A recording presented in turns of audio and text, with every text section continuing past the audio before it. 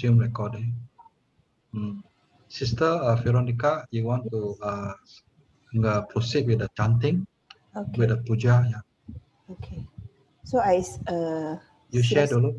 You share from your side. Okay. But I think I cannot share screen. Can you? Oh, because I have to make you a whole. Wait, hang on. I have to make you a co-host. Okay, sekarang sudah. Okay.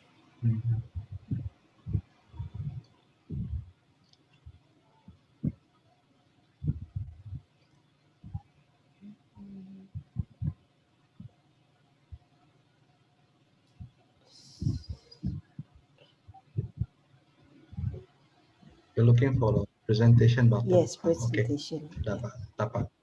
Okay. Now let's fold our palms in Anjali to venerate to Buddha. Namo tassa bhagavato arahato sama sambuddhassa. Namo tassa bhagavato arahato sama sambuddhassa. Namo tassa bhagavato arahato sama sambuddhassa. Now we take refuge in the triple gem. Buddhang saranang gacchami, Dhammang saranang gacchami, Sanghang saranang gacchami, Dutiyampi Buddhang saranang gacchami, Dutiyampi Dhammang saranang gacchami, Dutiyampi Sanghang saranang gacchami, Tatiyampi Buddhang saranang gacchami, Tatiyampi Dhammang saranang gacchami, Tatiyampi Sanghang saranang gacchami. We'll take 5 precepts. Panatipata Veramani Sikapadang Samadhiyami.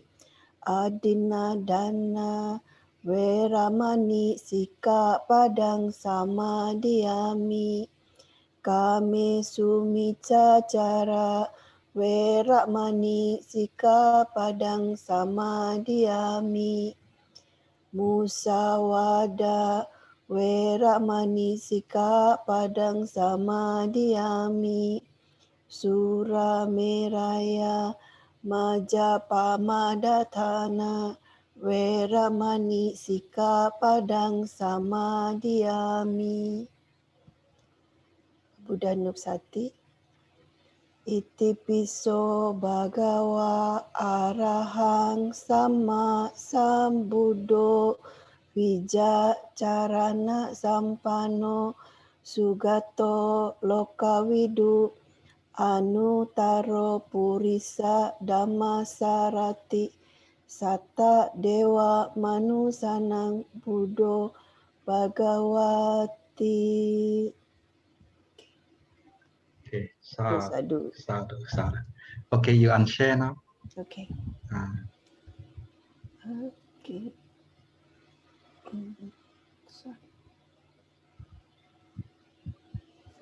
Boleh. Yeah. You escape, tengok. Try to escape, but cannot work. Then you go to the top, exit. Stop. Okay. Okay.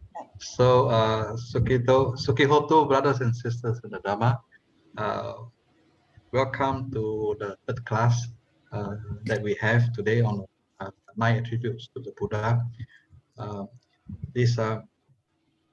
Today we're going to continue to study a new attribute which is called Sugato. So I hope you have read the book. Otherwise, anyway, we'll go through today's class. And before that, I'd like to do a few announcements.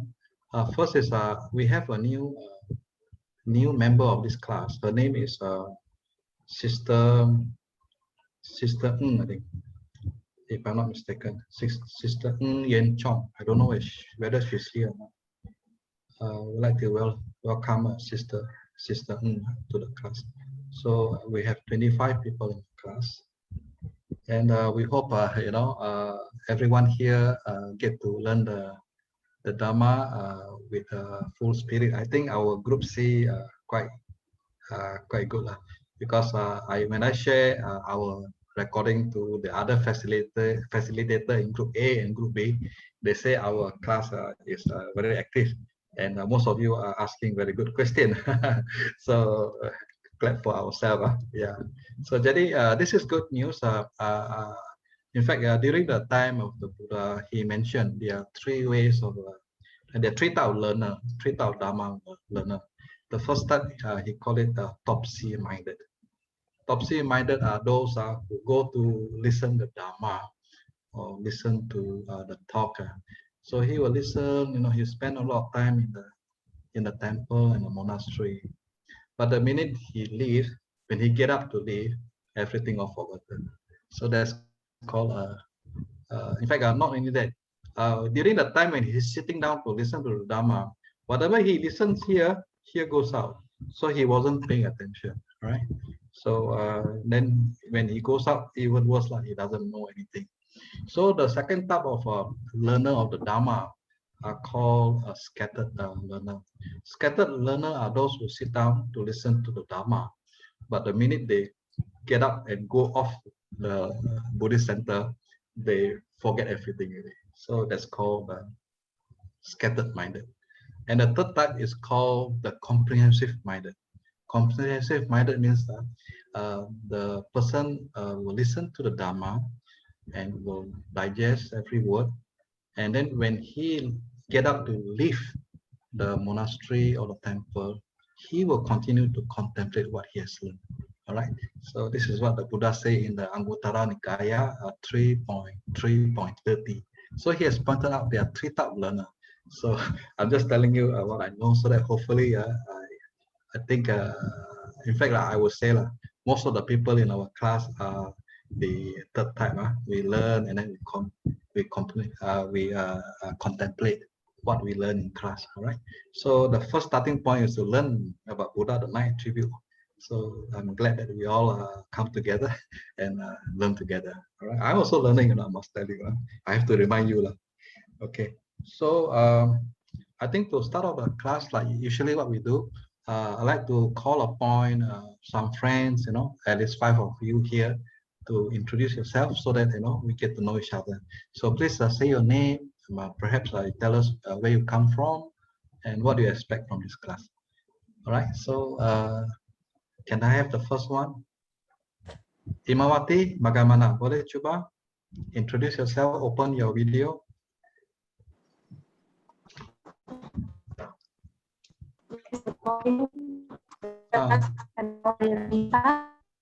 Dengar? Cannot hear.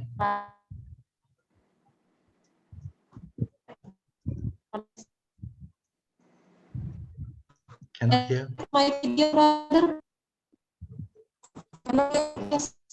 Dengar, cannot hear. I think the internet is not so good. Not so good. Yeah, okay. Yeah. Okay, maybe you just type on the chat group. You just introduce yourself on the chat. Okay, now can we have the next? Okay, we have the next person. Anyone here? How about Chiu Hong?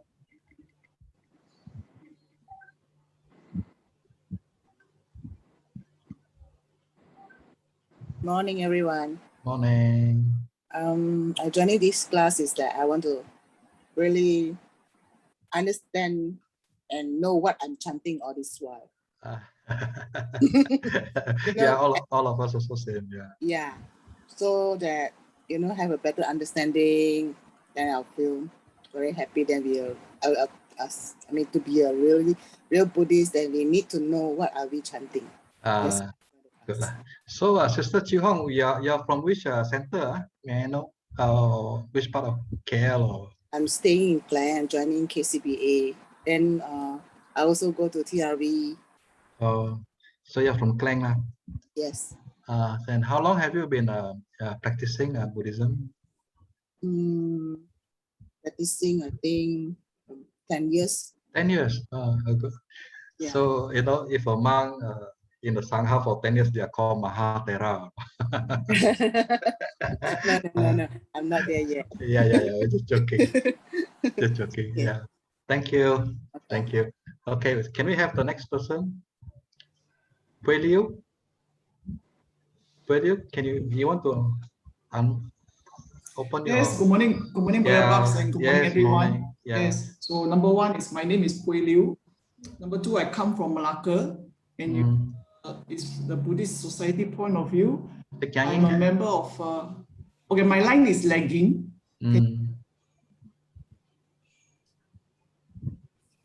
Are you from Sikyangi? No, I'm from Buddhist Missionary Society Kajang branch. Kajang, okay. Because of the MCO since March 2020, so I'm back in my hometown, Malacca.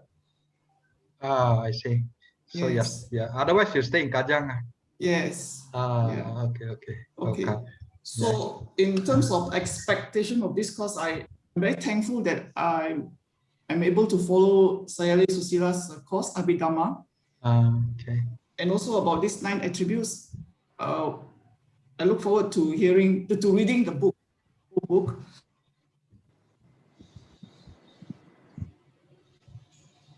So, yeah, and you have been practicing for how long, Sister Pui Liu? How long have you been practicing the Buddhism? Yeah, born a Buddhist, but get to know Buddhism in 2005. Born Buddhist, yeah. Yes. Okay. 205 also a long time. Yeah. Okay, thank you, Sister Pui Liu. Can we have the next person? Anyone here who would like to volunteer?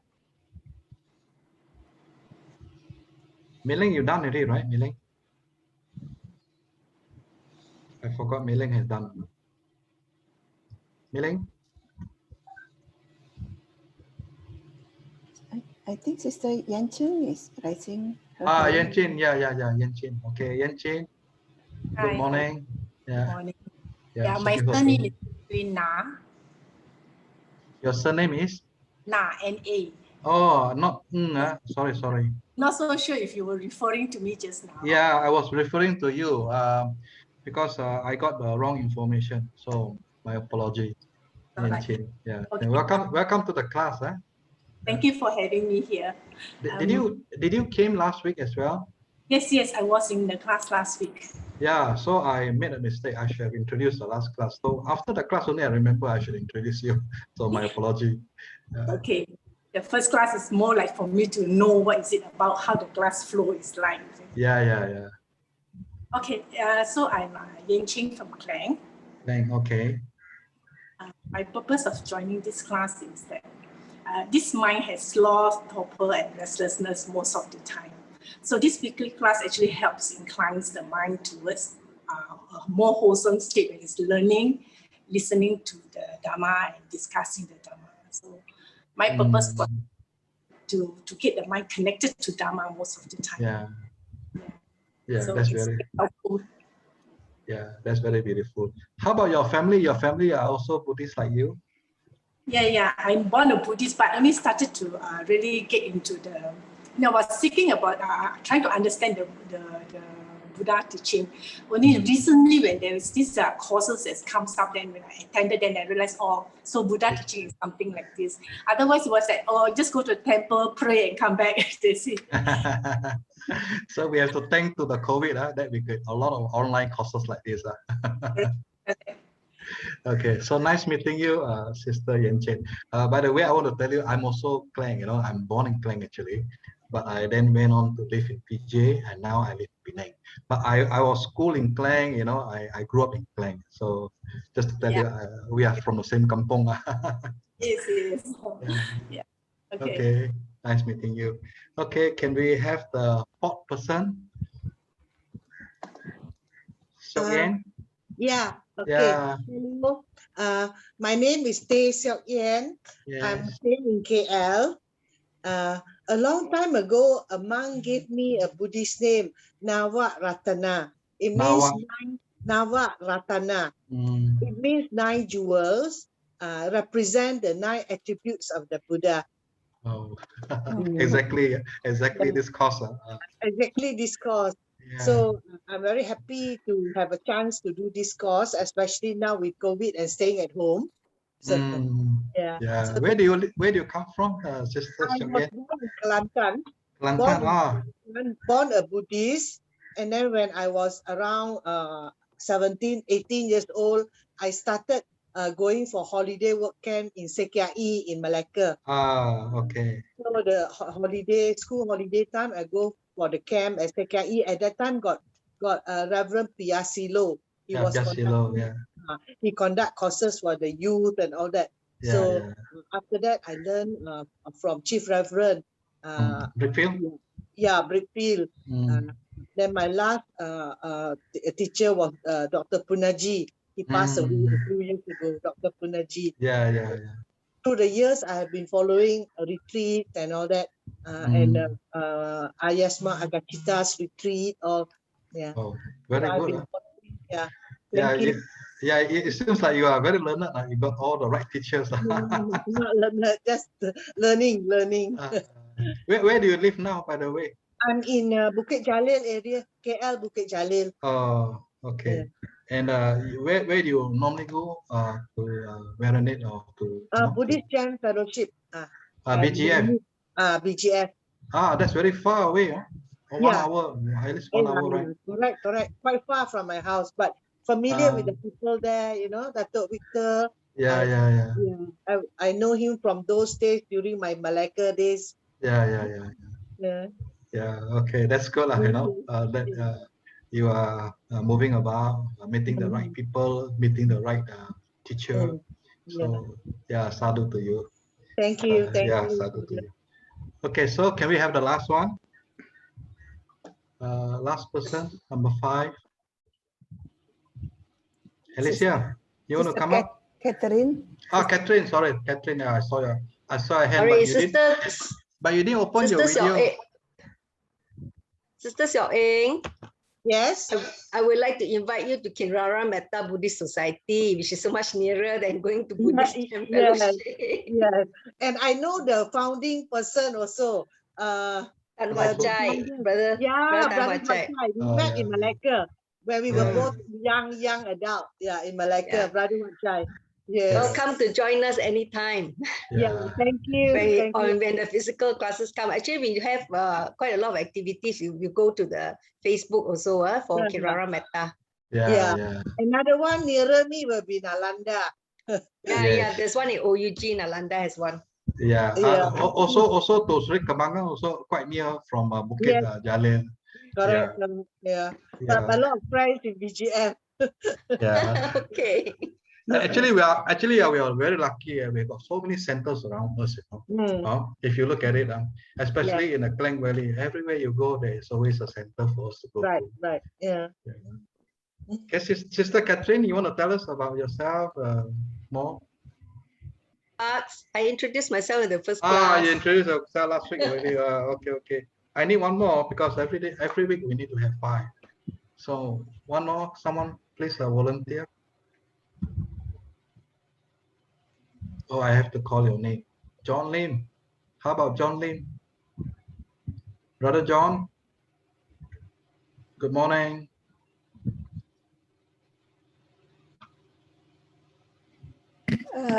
Brother Bak, Sister Elmawati has typed in her detail. Why don't you read out? Okay. Long okay, one. I read. Good morning, Brother Bak, Sis Veronica, and all Kayanamita. Sorry, my internet connection is so bad, but I will introduce myself via chat room. My name is Ermawati. I come from Indonesia, South Sumatra, Palembang City. I am 43 years old. I have attended Saleh Susila Abhidhamma class and really excited to hear there is a class sharing about Saleh Susila book like the 9 attributes of the Buddha. Because I always say this when chanting at my monastery, but I don't know the really meaning of the 9 attributes of the Buddha well. Now I have to figure out of the meaning of the 9 attributes of the Buddha, but I still have a question about the Buddha stories. When Buddha was born at Lumbini Park, the baby Buddha can step 7 steps and said just like this, "This is the last birth of me." Sorry if I cannot say the I think the real text, but I want to ask Brother Bach, is the story really or just a parable for increase our faith? Thank you for your answer, brother. Okay. Sadhu, sadhu, sadhu. Yeah. Thank you, Sister Imawati, for joining us, even though you are in Palembang so far away. Now, to your question about the 7 steps, I will suggest that you ask Saleh next week when we meet Saleh, so that you hear from our teacher. Okay, boleh tak? So I will talk about how to put your question on a form later on, because your connectivity not so good. You can use the form, Google form, to put your question, and I will ask on your behalf. Okay. This is good. Okay, so now I think we can go to the class proper. I like to share. I like to share.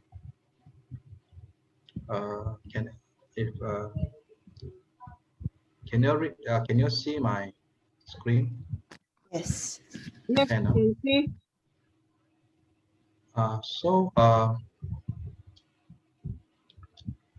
I want to start by playing a video that comes from Saleh, because the facilitator had a meeting with Saleh about, I think, 1 week or 2 weeks ago, and Saleh explained to us, the facilitator, why she do this kind of why she designed this kind of a study group for us.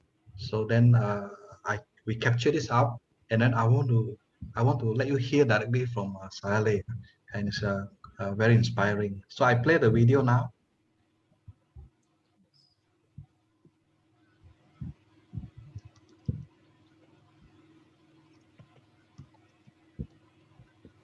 No sound, Brother Buck, no sound. No sound. Mm. Wait. No sound. How do I put the sound in?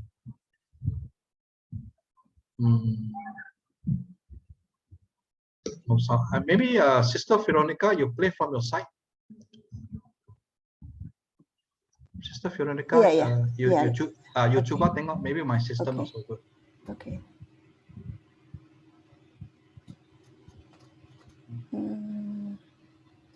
The play button at the bottom. Oh, at the Started already. Also no sound from my side. I'm not sure others. No sound. Okay, you off it. So what I do is I play a video background sound. Let me see.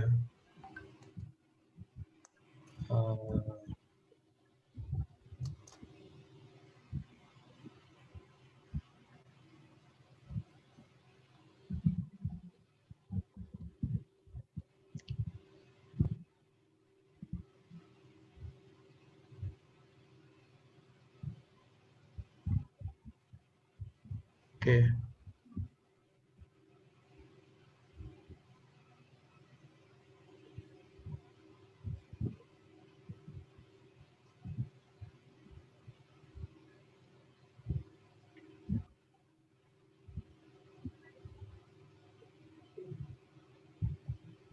Okay, Sister Veronica, you tolong unshare. Okay. I think I already answered. You already unshare. Yeah. Let me.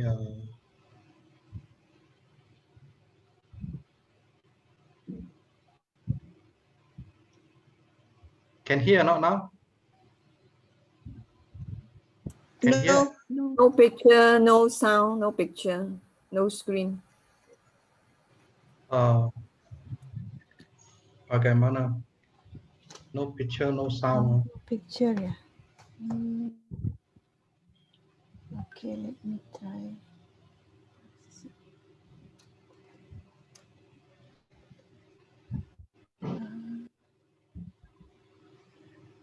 How about this? Boleh tak? Can see but no sound again. Can see but no sound. Yeah, can see the screen but still no sound. I'm not sure about others. Same here also. What kind Can of see the sound are screen you but no sound. expecting? About I think No I sound. can. Oh, huh. Oh. can hear now? Little bit now. Cannot, Maybe cannot. No sound, no sound. Still no sound. Yes.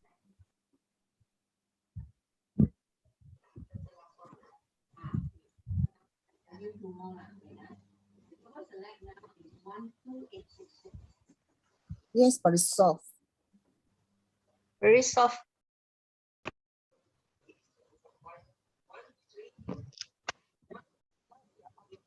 How about now? How about now? Louder a bit, but still cannot hear clearly. Cannot hear.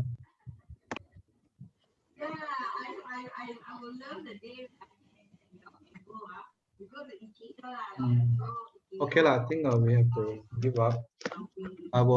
I have actually sent this. I think we.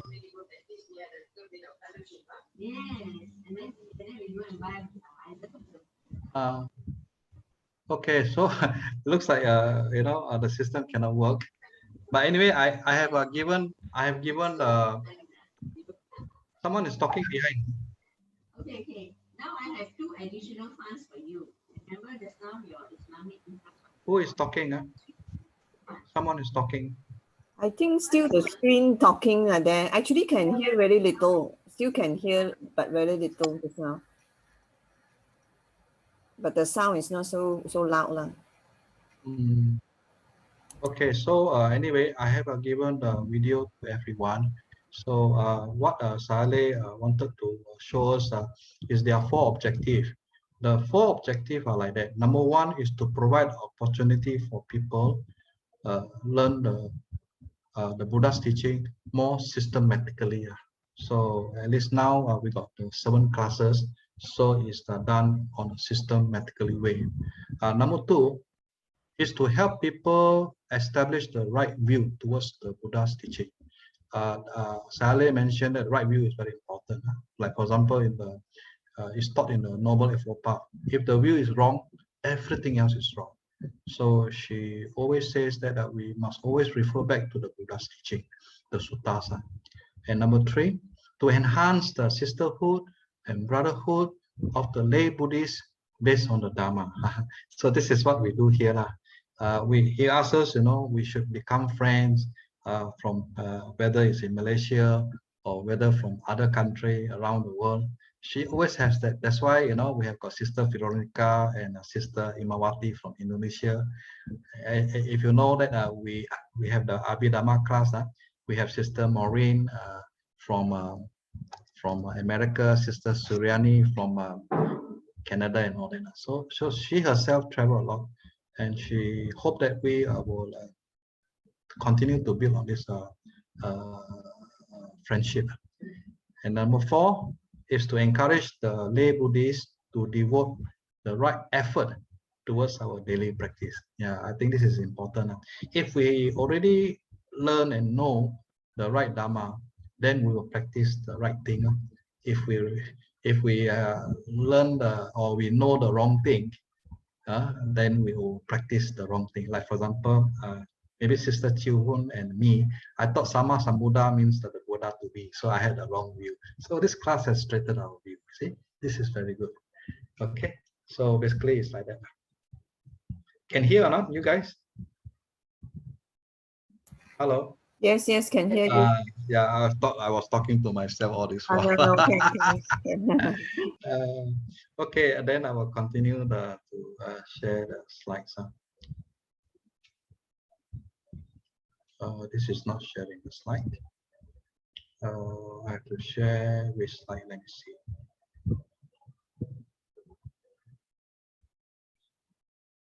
Where is my?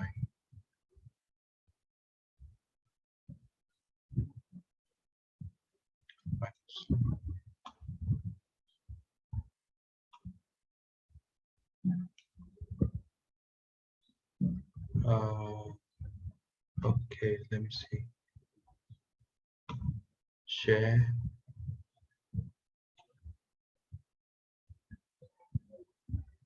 Okay, I got it. So okay, so this is can see now on my slide now, you guys. Question. Yes, okay. So this is the question and answer session, which is going to happen next Sunday. So we will. I don't know whether I've given you the link. Otherwise, Sister Veronica can give the link. It's going to be on the 8th of August, Sunday. This is to accommodate everyone. The 3 classes. So we have got 1 hour of question and answer. And thanks to Sister Mei-Ling, who requested for meditation. So we asked Saleh, and Saleh granted. So we have a 30 minutes of Buddha Nusati meditation where she will guide us. So this is great because meditation is a very important part of very important aspect of Buddhism. And we can expect 60 people. And I have been appointed the host, so you get to see me again. And you can ask the question directly to Saleh, or you can choose to put your question on the Google Sheet. So there's a link here to go to the Google Sheet, which later, I think after the class, Sister Veronica, we put the link for the people to go to the Google Sheet again. And just now, the Sister Imawati asked about the 7th step when Buddha was born. I think you should ask the question there. Then I, as a host, I will ask on your behalf. But if you can, I would like to ask people to put 2 or 3 questions there in case other people already asked your same question. Then at least we'll pick the correct question for you. So there'll be some other facilitator to help me to pick the right question for me to ask. Yeah, okay. So please put your question in before 5 p.m. Malaysian time on the 7th of August. You leave your question there. Any question here so far for me? Everything good? Right now, everyone. I want to know, can everyone attend or not? Boleh tak? Put in the chat if you can attend. Say yes. So it's a good opportunity for us to meet our teacher. Why so quiet? Can you guys hear me or not? Yes. And Brother Box. Yes. And I get very worried at talking to myself. Okay, let's move on. We are also very pleased to tell you the AVMC has or I would say Saleh has encouraged us to do 3 more new English Dhamma class, right? So the first type is called Dhamma Deeper Study. There will be 1 group of 40 people, and the class is every week, go on for 6 months, and it will start at 10 o'clock Malaysian time, and target to start on the 1st of not say first in October, and will end sometime in April of next year. So this is led by Sister Maureen. Sister Maureen is a very learned person in terms of the Abhidhamma knowledge, and she will be supported by 3 other facilitators. Brother Weekend, if you can remember him, so he's also one of the facilitators, and one more, I think, is Anthony Lawrence from Indonesia. So the 2 facilitators will take 1 class, they alternate, another 2 facilitators will take the other class, and then go on, continue. Every week you get class for 6 months. And moment-to-moment practice. So this is something new. This is to get people to understand the 5 aggregates and to work towards the, I would say, Patana meditation method. And this is led by Sister Chen, and there will be 2 groups. 1 group is English and 1 group is Chinese. So I think Sister May will do the Chinese while Sister Chen will do the English. And every week there's a class. Total there will be 4 classes. So the time is at night. This is night classes. So you can take morning, you can take night. So you can take both also if you like. It's on a Saturday, and target to start on the 9th of October, and will end in the 27th of November. And the last is same thing, the 9 attributes of the Buddha, which I'm going to lead. So because there's quite a big demand, and Saleh say we should continue. So there'll be about 20 people per group, and we need 6 facilitators. So jadi I need help because I only got like 4 or 5 facilitators. I still need about 1 or 2 more facilitators. So Brother Lim and all that, anyone here who wants to facilitator, please help us. So again, we'll do 7 classes, but this time we don't do alternate class, alternate week. We'll do every week, so things can be faster. And we'll start at 9:30 and finish at 10:30. And this will again on Saturday. On Saturday. So if you want to take all the 3 classes, the time doesn't clash. I think you can take. So this is start in October and finish in December. Okay, so we're going to have a facilitator meeting with AVMC as co-member tomorrow, and they're going to come up with a proper poster and also proper registration form. Then you can actually register online. So you are the first to be told about all these 3 programs. You are considered getting the start. So you will hear more news from us about all these 3 programs. So before that, I think I want to talk a little bit about Stephen. I think Stephen has given us chanting on the 10 parami. So thank you, Stephen. And we're going to use it in class today. Later when we touch on the subject of the 10 parami. Okay, so this is about last week class. Last week class, we study about the Sama Sambuddho. So can any one of you tell me what is Sama Sambuddho? Come, share with me. How do I put my... Okay, so anyway, Sama Sambuddho means attaining the full enlightenment by his own, and without teacher. So our Buddha, Gautama Buddha, took 6 years to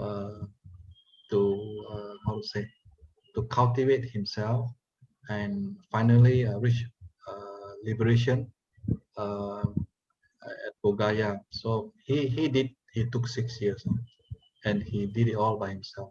Whereas other people like Kassapa, Mahakassapa, or people like Moggallana, these people, they learn from our Buddha, and they took a shorter time. They took a shorter time. I heard Sariputta is 14 days. Then Mahakassapa is 7 days. Ananda, of course, quite long.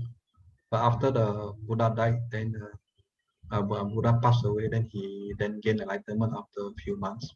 So you can see all the teacher, they can gain at a short time. So we are very fortunate. We also don't have to go to the forest to find the answer by ourselves. We can just learn from the Buddha. And for those learned one, can maybe also do it in 14 days or 30 days. No? Right, so that's the difference.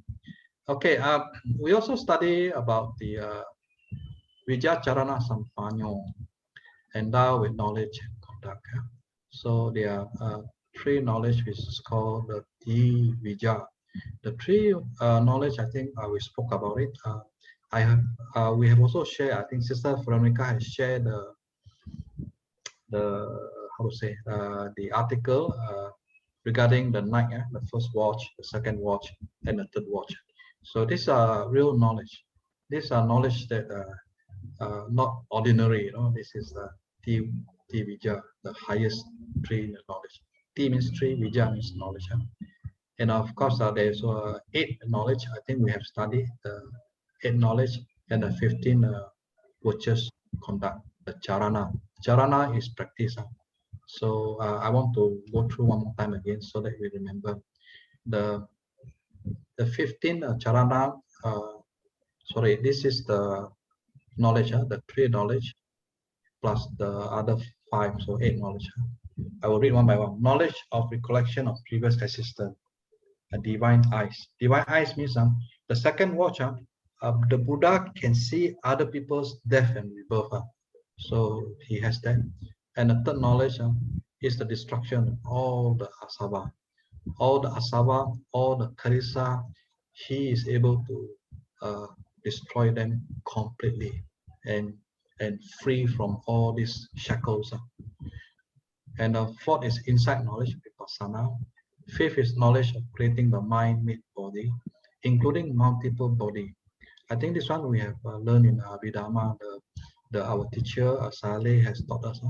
They karma rupa. That means rupa that is generated by karma, right?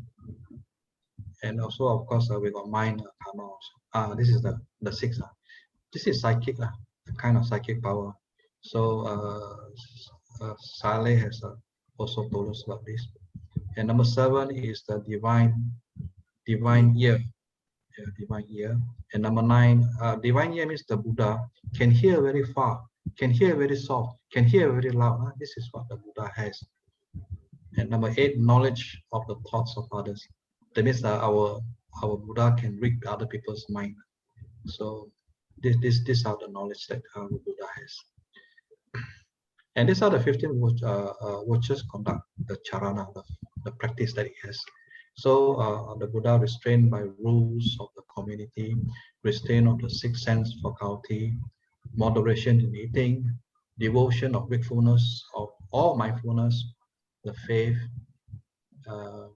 hiri, shame, and otapa, which is the fear, and having a great knowledge, the Buddha Sutta.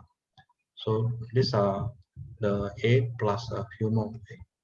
I didn't put it in. Actually, there are 15. I cannot remember. Maybe Brother CS team can help me later on. What are the other 7? Okay, so now we come to today's class. This is today's class. Today we're going to study about the Sugato. All right, Sugato. So I will continue, and then from there we can understand what Sugato means.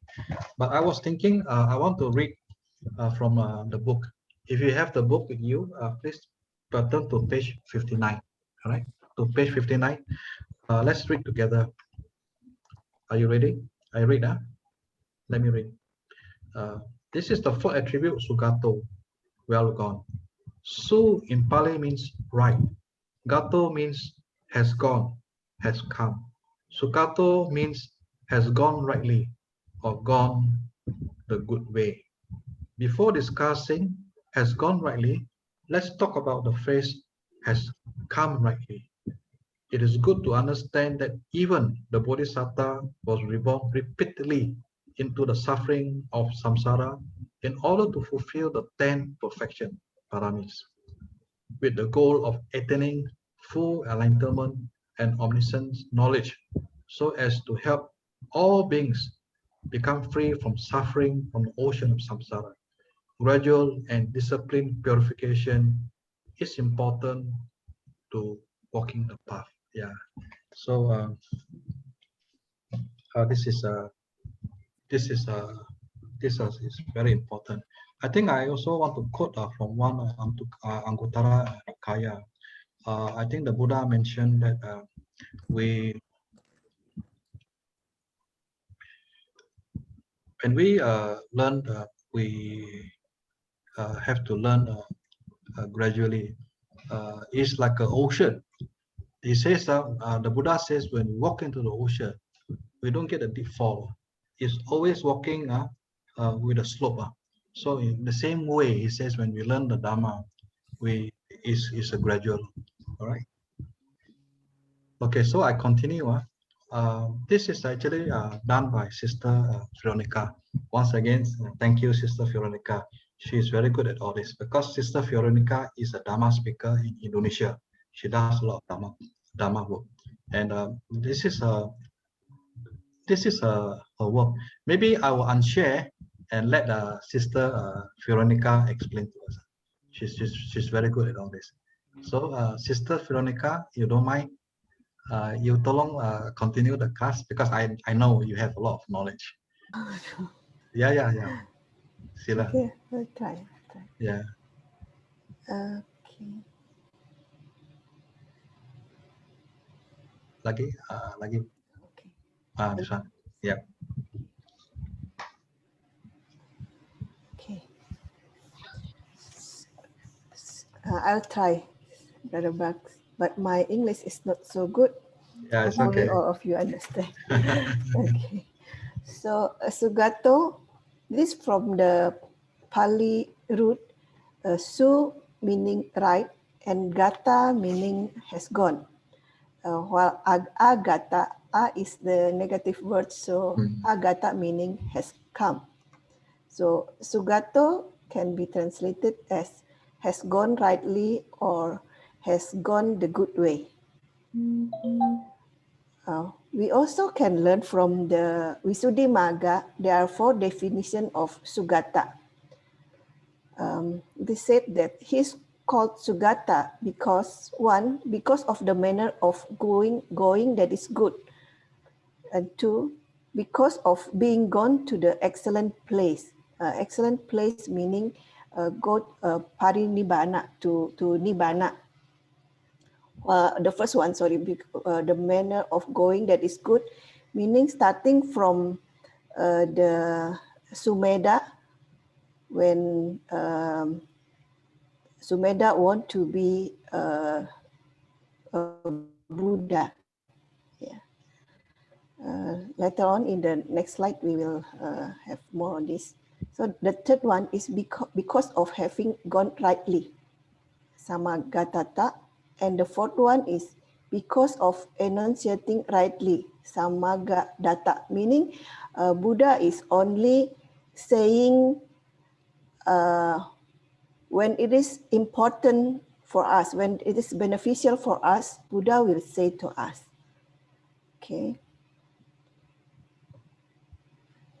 So the other meaning of Sugato is also Sama Agata Sugato, meaning has come rightly. In Saleh book, we can see the Buddha journey of practice to perfect the 10 paramita. So since Sumedha make a vow to become fully enlightened, he practiced 3 charya or 3 conduct. This is the practice of all the bodhisattva. They will have 3 kind of this practice. The first one is what we call Buddhata Charya. Buddhata Charya is meaning the practicing of developing the parami for the attainment of Buddhahood. And the second, Nyatata Charya. This is meaning the bodhisattva, all his work is for the benefit or the welfare of the relative, of the fellow citizen, or for his disciples.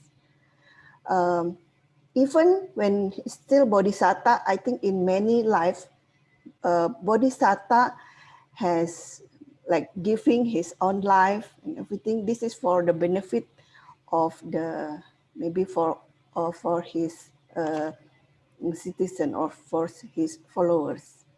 The third one they call is Lokata Charya. Loka is mean the world. Right? So Lokata Charya is working for the benefit of the welfare of the world. This is not only for human, but for even for all Dewa, for all being. This is so for the Bodhisattva, they practice this kind of things, these 3 type of things. So next. Brother Bucks, do you want to explain from okay, this? I can explain. Yeah. Okay. So these are the 10 perfections, what we call the parami, which the Buddha cultivated over his many life. So according to the sutta, I think he had cultivated more than 100,000 kappas, which I don't know what they mean in our layman term, but it looks like it is very long. So he perfected this 10 paramata, so that he can gain enlightenment. And so this is what we need to learn, right? So the first is dana. Dana means giving. When we give, so we cannot expect. So there's a true giving, whether in terms of material or in terms of our services. So this is the first. In fact, this 10 parami, they are 10, but it doesn't mean he has to go in that sequence. He can go in any kind of sequence, but usually people go through this sequence, right? So the first is dana, and number 2 is sila. Sila, as we know, this morality is very important. If we don't have sila, then we cannot achieve the samadhi, the concentration. And if we cannot achieve the concentration, we cannot achieve panya. So sila is the foundation. And we are very glad that the Buddha has designed the 5 precepts which we have just recited this morning. And it is very powerful, in fact. The sila will then discipline our life. So we are practicing Buddhism. So we have to practice this virtue every day, so that we can perfect our sila.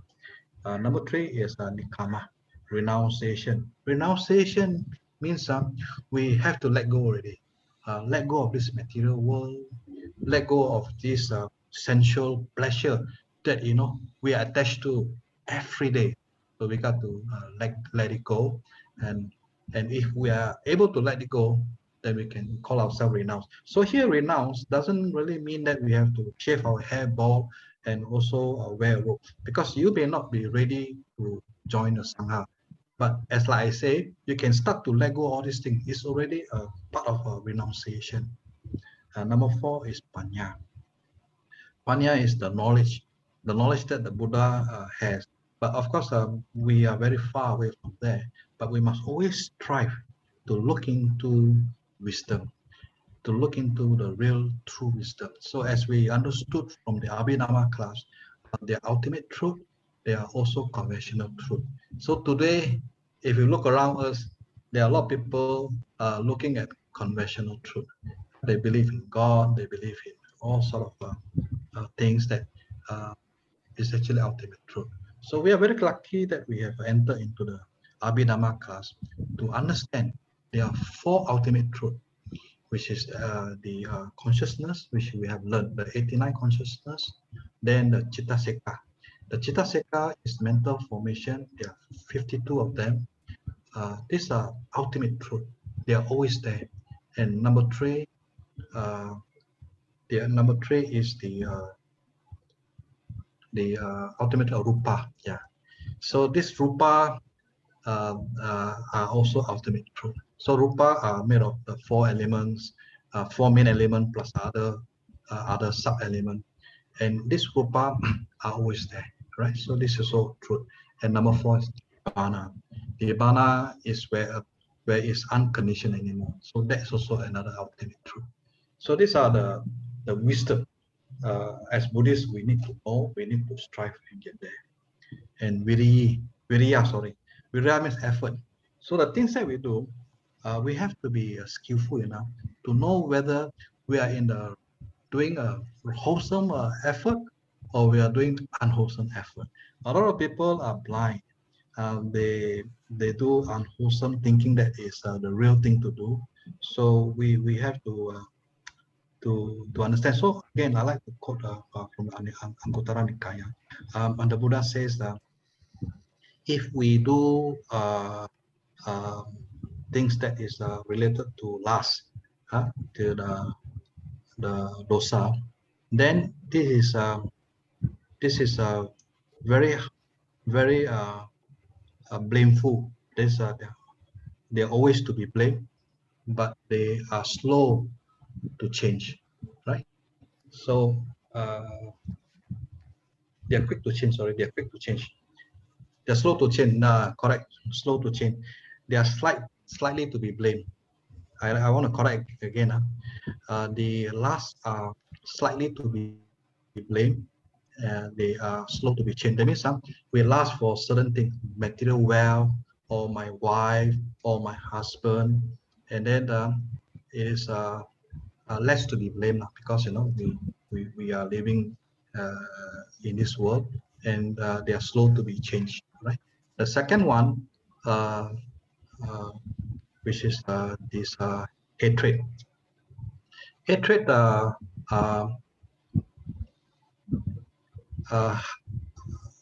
is more to be blamed but quick to be changed. So this anger that we have, when we make mistake, we get blamed easily, so, but also quick to be changed. The worst is this illusion, moha. Moha, it is a very blameful, and also it is very hard to change. That means we are ignorant, right? So we got to put the right effort to understand all these three dosa, loba, and moha, and how to overcome them, because it takes time, like now. And number 6 is kanti. Kanti is patient. This is one quality I personally have a lot. I, as an inventor, I am very patient, because the things that I produce has got no brand name, has got no track record and things like that. So normally I have a lot of patience, and through my patience, I can be successful. So I have this quality called kanti. So I think I think kanti, as we know, people like to do things in a rush, and if we understood the law of karma, it will come back one. You know, whatever you do, you can see the result. So, like for example, the viriya, if you put the right effort and you're patient enough, the result will come back. Okay, so this is one quality we need to practice all the time. Number 7 is satya, truthfulness. Truthfulness means which I think Sister Veronica will explain later in a later slide. Sugato, which means rightly come, rightly go. Sugato means also speaking at the right time, right place. What can we say and what we should not say? What is blameworthy and things like that. So I think that Sister Veronica will explain more about the truthfulness. And metta. Metta is one of the things that we learn. And do you know, it's actually one of the most powerful, how to say, feelings, for ourselves and for other people. If you read this, the Metta Sutta, people, there are a lot of monks, and they went to the forest, but in the forest there were other these devas, and also the other peta were disturbing. So they complained to the Buddha, and the Buddha says, look, you chant this Metta Sutta, because by chanting this Metta Sutta, you are showing them love. So love is so powerful, like it melts people's heart. So no matter how bad the person want to do harm you, but when they can feel your love, they melt. So this is a very powerful feeling that we can use, powerful element that we can use to make peace with ourselves and also to make peace with other people. Atitana, resolution, is also mean determination. So we have to continue to determine to walk this path, just like the Buddha have lived how many 300,000 kappa to perfect this. So now we are lucky, like I mentioned just now, people like Sariputta take 14 days to get enlightened, because we already got all this formula for us. So we just continue to walk on this path, and I think we can achieve it. Not this life, maybe next life. And the last is Upeka. Upeka, as we know, in the 4 Brahma Vihara, we have got Metta, Karuna, Mudita, and Upeka. And Upeka is the hardest of all the 4 love qualities. And Upeka is something like, for example, you must behave like an ocean. So no matter what people dump to you, whether they dump oil or whether they dump rubbish to you, you take it.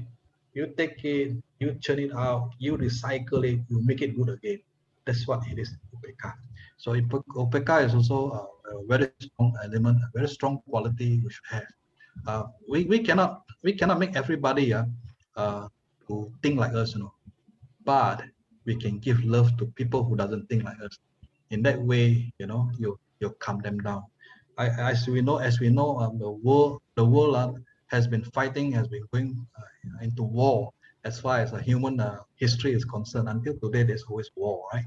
So this war, because of misunderstanding or because of hatred. But through upeka, we can reduce all this kind of hatred. Okay, so that's my interpretation. I'm sure you have your own interpretation in the class later on. You'd like to explain to us. Yeah, please welcome. All right, and they are on the right hand side. You can see there are 3 levels. That's what Sister Veronica mentioned. Parami, the standard model. Then Upa Parami, the higher, above, superior, and Paramata Parami, the highest and ultimate. There are 3 levels. So at the moment, I'm not sure which level are we. Okay, so Sister Veronica, I have explained this slide. You want to explain the 3 level? Because the 3 level are also not so clear. You like to explain? Oh, I think maybe Brother Lim, Brother Lim can explain. I think. Brother Lim, we need your help. CS Lim. Can you explain about the 3 level of paramis? The parami for us is only the first level. Standard level. Yeah. The second level is not just the second level, it's first plus second level. It's only for Pachika Buddhas. Second level. First and second. Okay. And then for the Bodhisattva is first, second, and third. So we got 30 parami to fulfill for the Bodhisattva to become the Buddha. So for us, we are aiming to be enlightened, to become Arahant. We only need the 10 paramis, that's all. The first standard normal, the first 10. In fact, it's still the same thing, but at different level, at different intensity. Yeah. Like here, the first level, dana is like giving away material goods. Yeah, but the second level here is even giving away your body parts. Yeah, paramata, even giving away your life. Yeah, so it's something is at a different level. Like for us, we will never, you will never jump into we will never offer our body to be eaten by the tiger. The tiger, yeah. The tiger comes, we will not do that. We'll run away. Because we are not at that level. Yeah. Since, Brother Lim, since you are here, can you also interpret from your own version the 10 parameters? We would like to hear from you. I'm not prepared. Yeah, not prepared. I also not prepared. Just now, Veronica tell me to do so. I just did spontaneously. Okay, I just share what I know because I'm not prepared. So not good to say the wrong thing Okay. For dana, basically there are 3 types of dana. You got Amisa Dhamma dana, and you got Abhaya dana and Dhamma dana.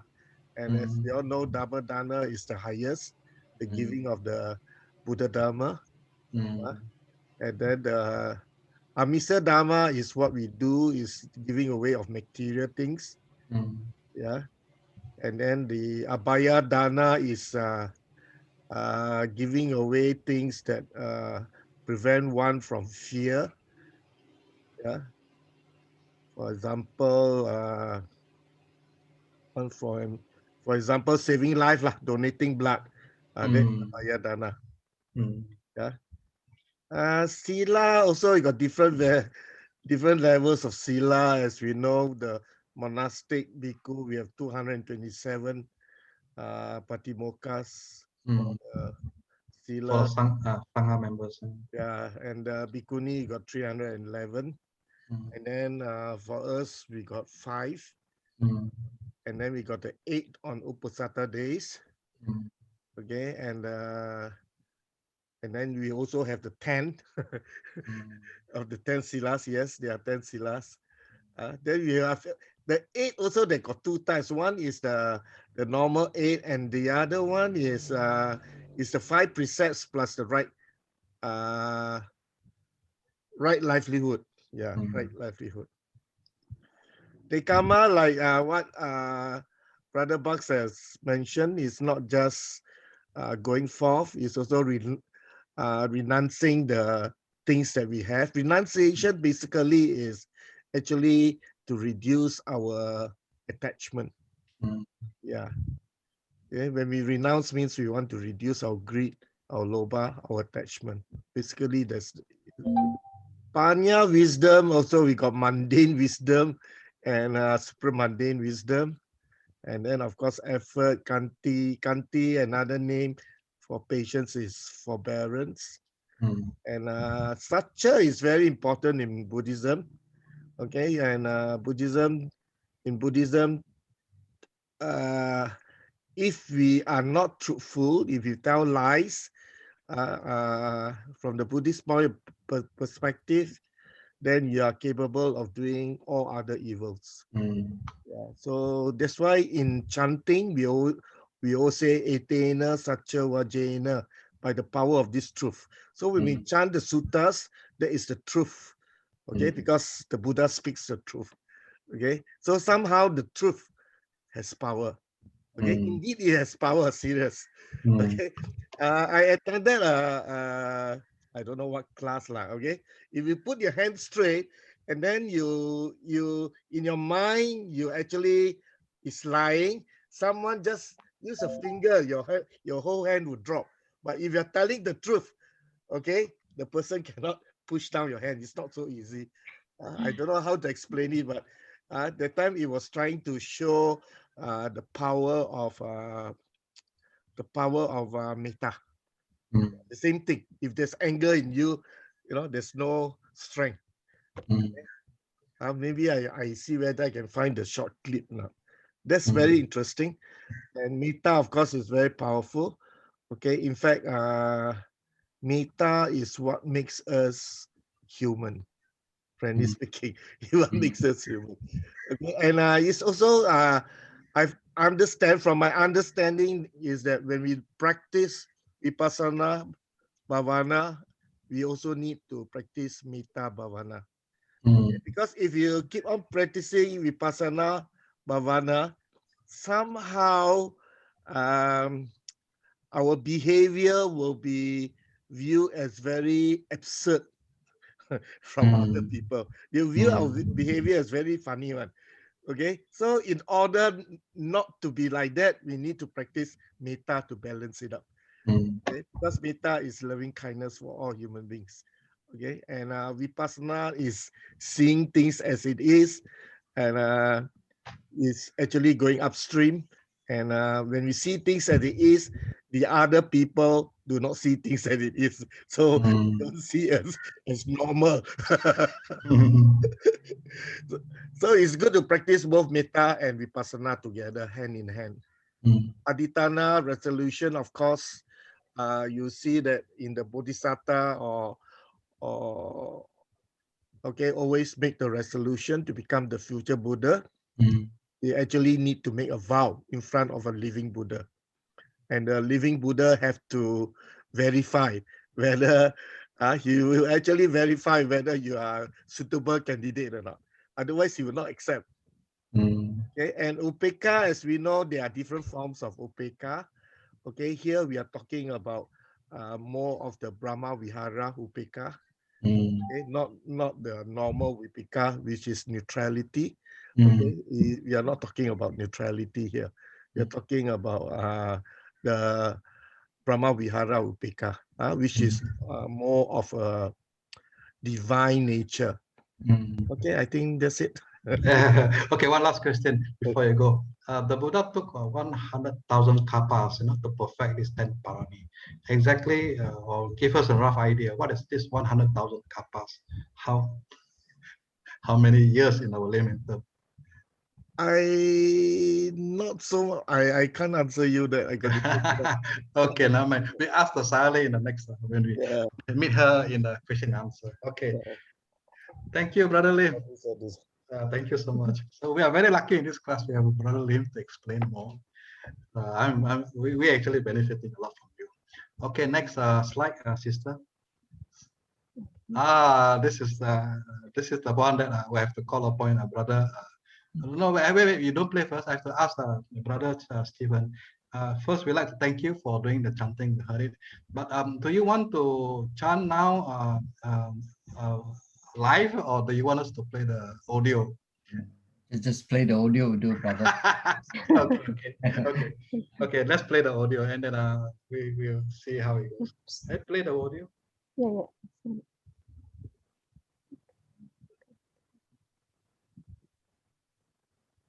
Can you all hear the?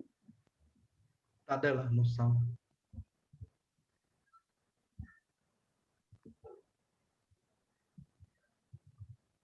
No sound.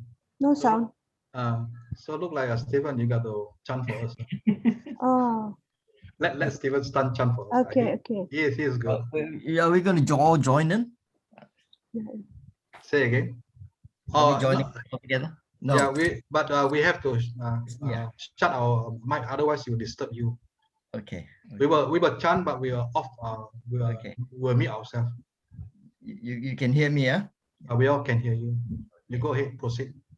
Dana parami sampanno, dana upa parami sampanno, dana paramatta parami sampanno, metta maitri karuna mudita upeka parami sampanno, itipiso bhagava, sila parami sampanno, sila upa parami sampanno, sila paramatta parami sampanno, metta maitri karuna mudita upeka parami sampanno, itipiso bhagava, nekkamma parami sampanno, nekkamma upa parami sampanno, nekkamma paramatta parami sampanno, metta maitri karuna mudita upeka parami sampanno, itipiso bhagava, panya parami sampanno, panya upa parami sampanno, panya paramatta parami sampanno, metta maitri karuna mudita upeka parami sampanno, itipiso bhagava, viriya parami sampanno, viriya upa parami sampanno, viriya paramatta parami sampanno, metta maitri karuna mudita upeka parami sampanno, itipiso bhagava, kanti parami sampanno, kanti upa parami sampanno, kanti paramatta parami sampanno, metta maitri karuna mudita upeka parami sampanno, itipiso bhagava, kanti parami sampanno, kanti upa parami sampanno, kanti paramatta parami sampanno, metta maitri karuna mudita upeka parami sampanno, itipiso bhagava, sacca parami sampanno, sacca upa parami sampanno, sacca paramatta parami sampanno, metta maitri karuna mudita upeka parami sampanno, itipiso bhagava, aditana parami sampanno, aditana upa parami sampanno, aditana paramatta parami sampanno, metta maitri karuna mudita upeka parami sampanno, itipiso bhagava, metta parami sampanno, metta upa parami sampanno, metta paramatta parami sampanno, metta maitri karuna mudita upeka parami sampanno, itipiso bhagava, upeka parami sampanno, upeka upa parami sampanno, upeka paramatta parami sampanno, metta maitri karuna mudita upeka parami sampanno, itipiso bhagava, dasa parami sampanno, dasa upa parami sampanno, dasa paramatta paramati sampanno, metta maitri karuna mudita upeka parami sampanno, itipiso bhagava. Sadhu.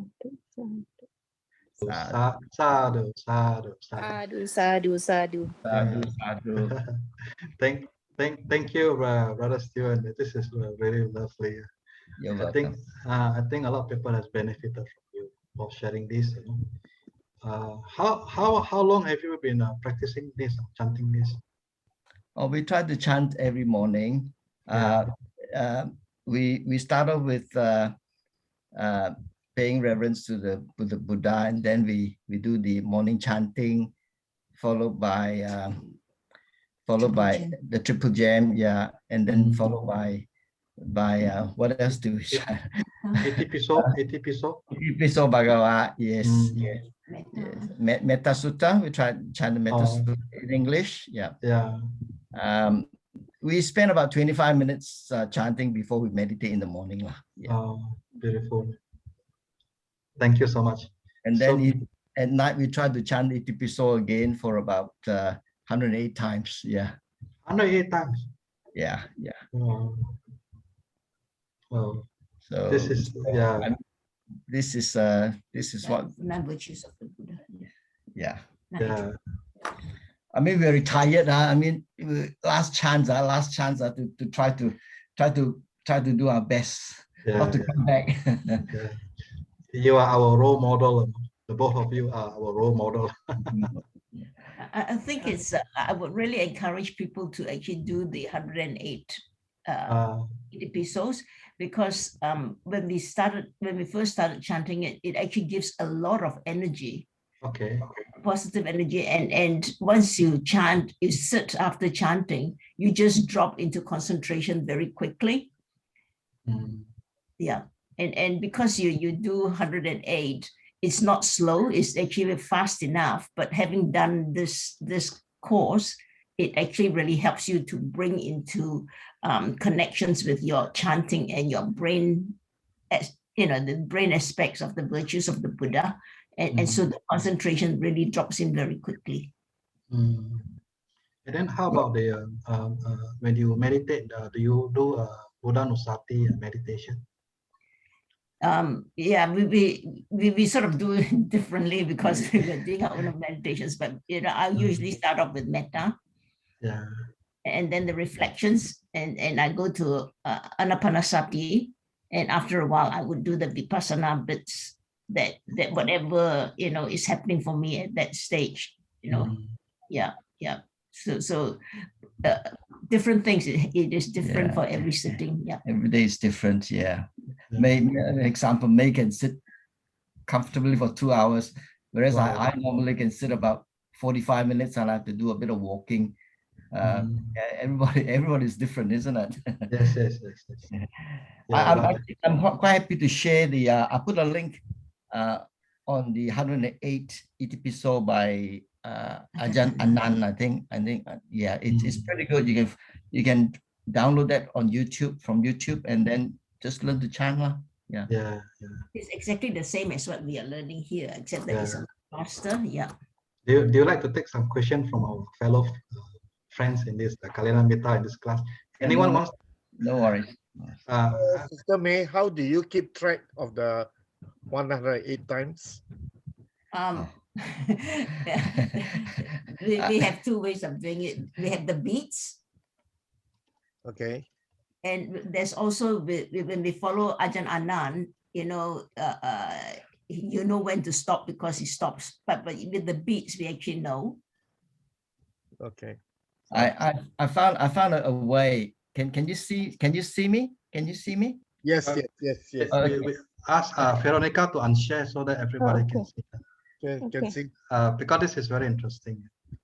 Now everybody can see. You can see me. I do my Itipiso Bhagava. Do 10 times. 1, 2, 3, 4, 5, and then 6, 7, 8, 9, 10, and then on the other hand I put 1. That means 10. And then I do the second lots of 10s, and I do this, and I do the third, and then up to 100 times. So there's 10 fingers of the other hand, and then I do 8 more times of this other hand. It becomes 108. Okay, sadhu. And the last one we do the whole, Buddha, Dhamma, and Sangha. The last time we do Buddha, Itipiso, and then the Sugato Bhagavato Dhammo Sandiko Akaliko Pasiko Opanayiko Pachatam Veditabo Vinyuhi Supatipanno Bhagavato Savaga Sangho Ujupatipanno Bhagavato Savaga Sangho Nyanya Patipanno Savaga Sangho Sami Sipatipanno Bhagavato Savaga Sangho Yadidam Patari Purisa Yugani Atta Purisa Pugala Esa Bhagavato Savaga Sangho Ahuneyo Pahuneyo Dakineyo Anjali Karaniyo Anutaram Punya Ketam Lokasati. Brother Bucks, can you for the question for Sale, can ask Sale why 108 times? Why 8 times? Yeah. So that question comes from you. We have to put that on the Google. Can be anyone. Because on the 8th of August, I may not be able to attend. But I will mention your name that the question comes from you. Why 100? But then Sale always asks if the person is not around, she may not want to answer. Never mind, I will ask it. We also want to know from Group C. From Group C. So the question is why 108 times? What is a specific reason for chanting 108 times? Yeah. Okay. What's so special about the number?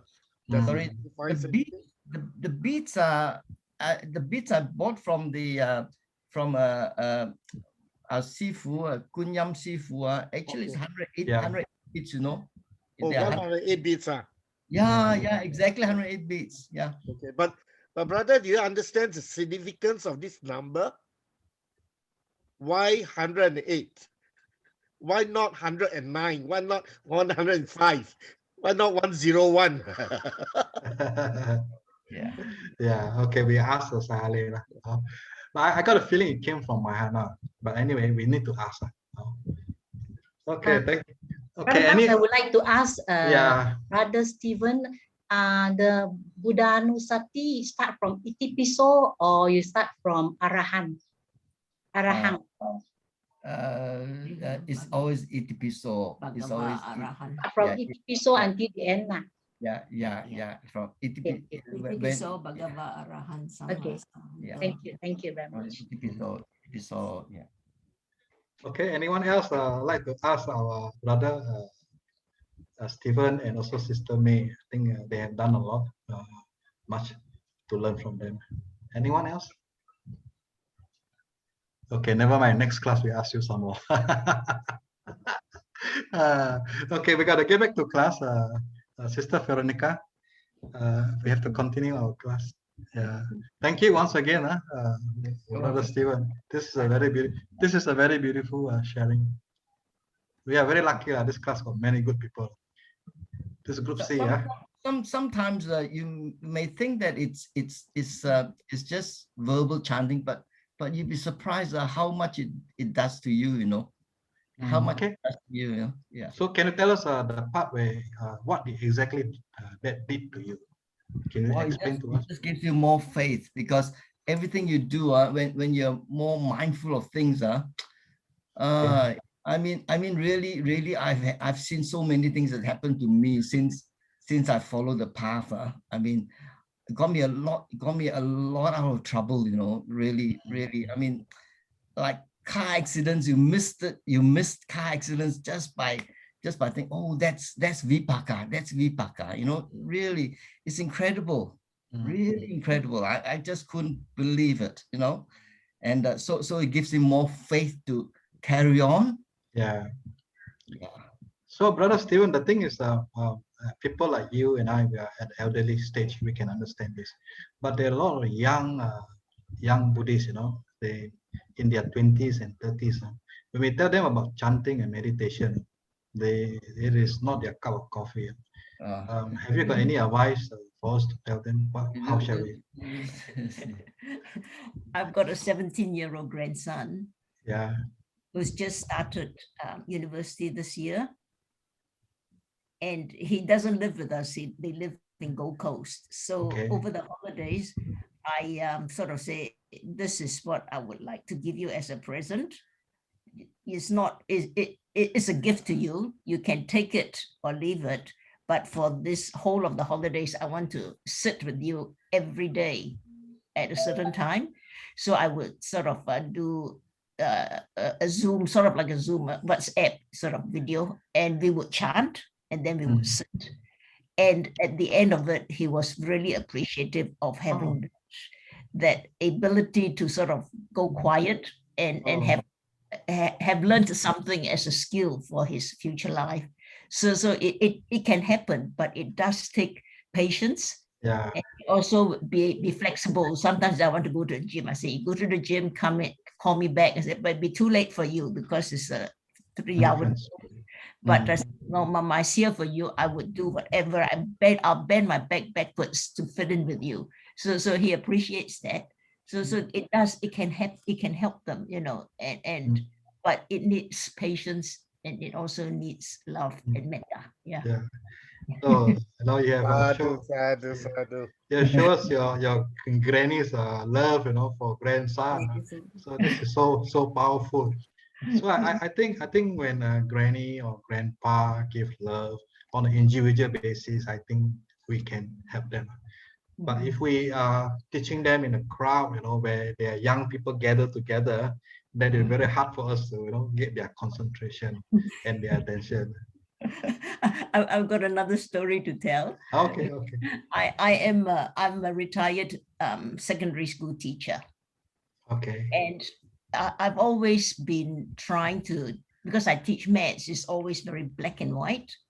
Yeah. But I always want to impart a bit more than just the knowledge of maths to my students. So about quite a few years, maybe about 10 years before I retired, I started introducing a 5-minute meditation session to all my classes. I teach secondary school, so it's from year 9 to year 13. So it's like, yeah.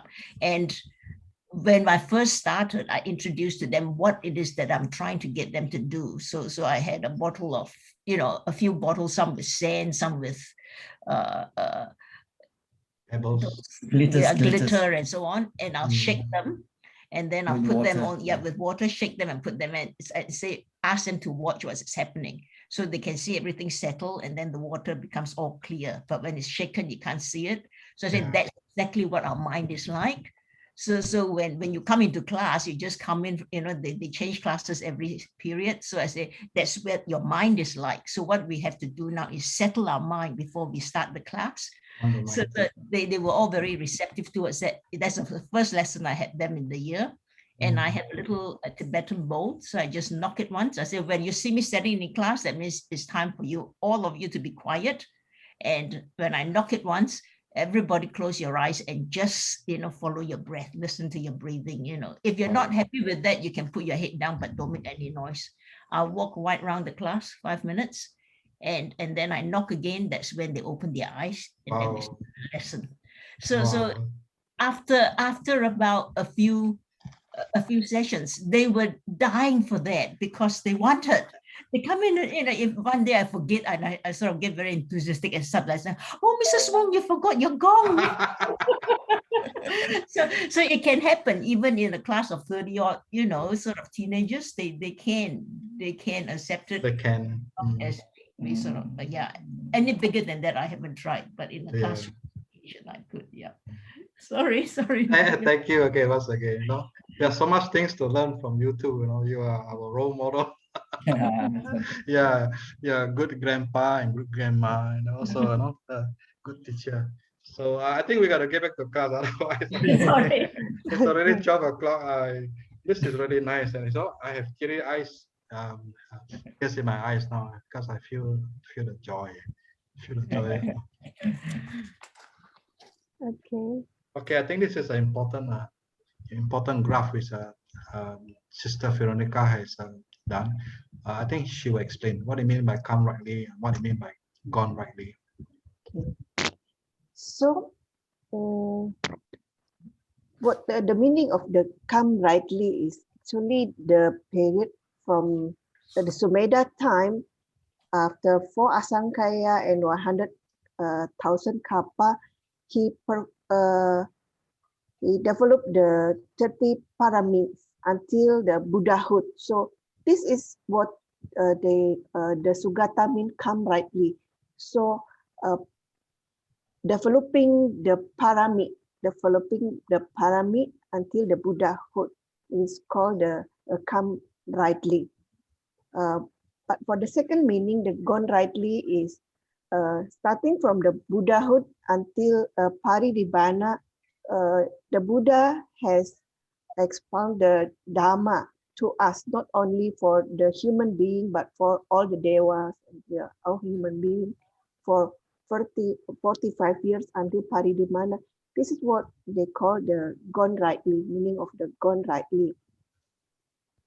So I already explained about the three kind of charita, conduct that the Buddha have made during his life, during the Bodhisattva life.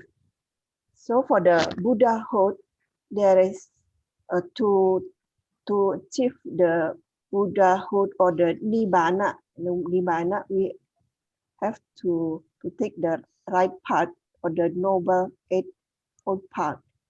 Like the when we achieve the Sotapatti Magga, this time we already eradicate the identity view, the doubt, and the adherence to rules and rituals. And then when we attain the Sakadagami Magga, we don't, we only attenuated the grosser form of lust, hate, and delusion during the Sakadagami Magga. And at the Anagami Magga, we eradicate the sensual lust and also the ill will. The last, the Arhata Magga, we eradicate the desire for fine material existence. Because even in the Anagami, the Anagami still have the desire to exist, to reborn in the material existence. But in the Arhata Magga, there is no desire for fine material existence any longer. The second is the desire for the immaterial existence and conceit, restlessness, and ignorance. So all the factors already eradicated, and we can achieve the Nibbana.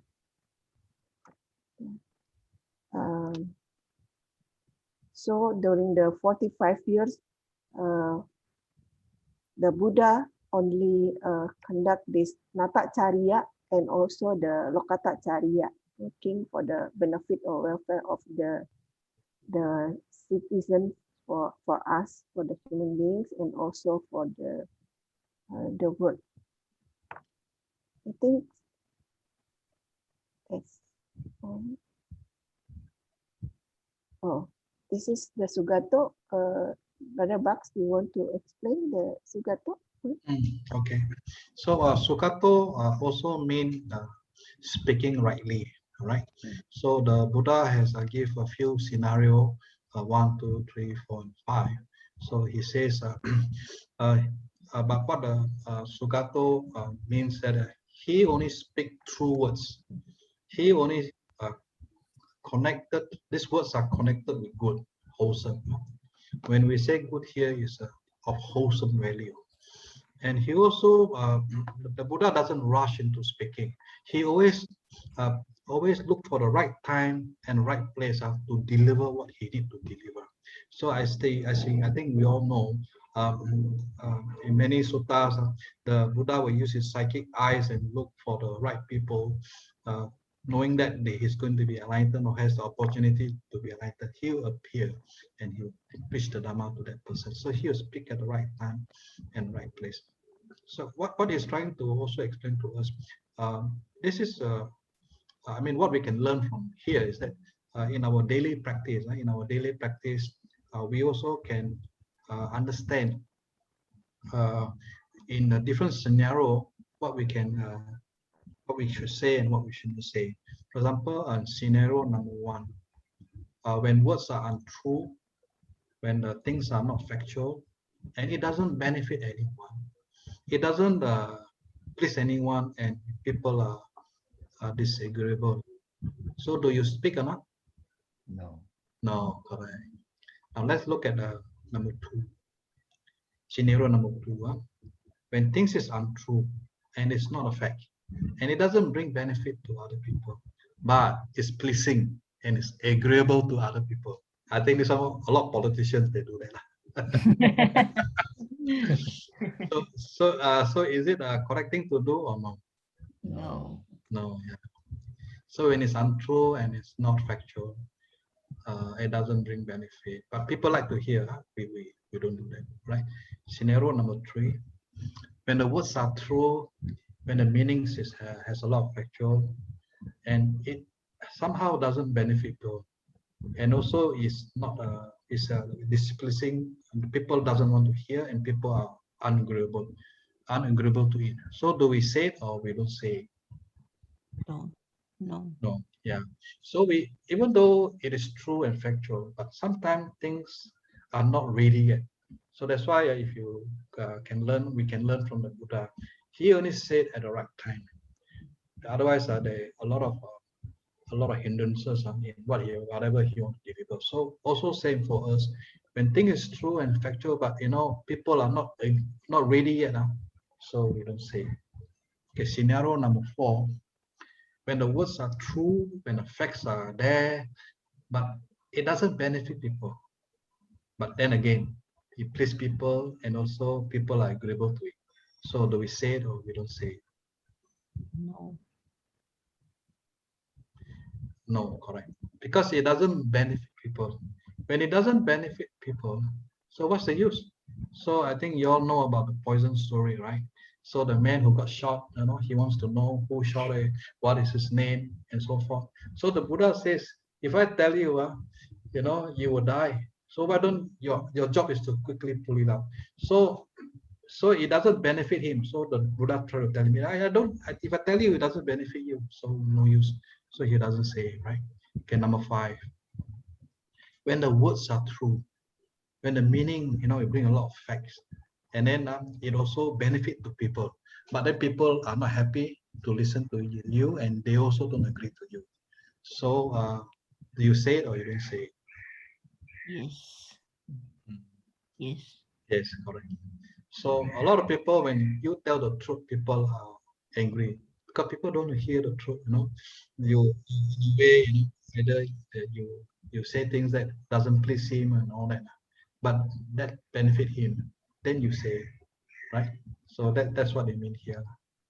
So this is a very good slide which prepared by Veronica. Thank you so much. I also yeah. Can there be a 6th scenario? Okay, you tell us. True, factual, beneficial, pleasing, agreeable. Yes. Yes. That's 6.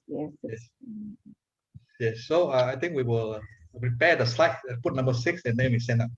Later, Sister Veronica, kita buatlah 6. Yeah. Okay. Thank you, Mr. Lim, for telling us. Brother Lim. Brother Lim. Okay lah. Thank you, Brother Lim. Okay, next slide, because we are running out of time. Discussion. So question number 1, why the Buddha has come rightly? Let's get people who hasn't talked so much to come to talk, so that it's good to learn. Yeah, this question. No, the Buddha says, if you don't ask, you won't learn. It's better to ask. Yeah. Why the Buddha has come rightly? Why?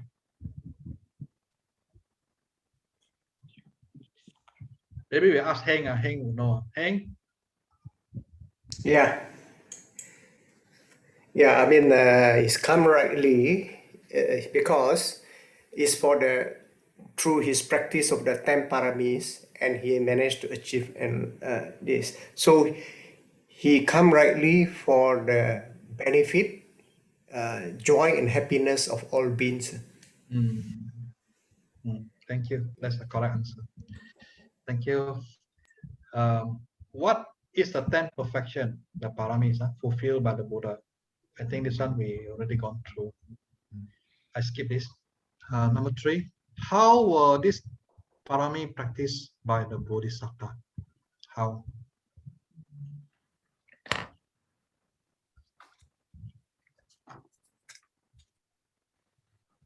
Anyone? Chiu Hong, want to try to answer? No, thank you. Seok Yen,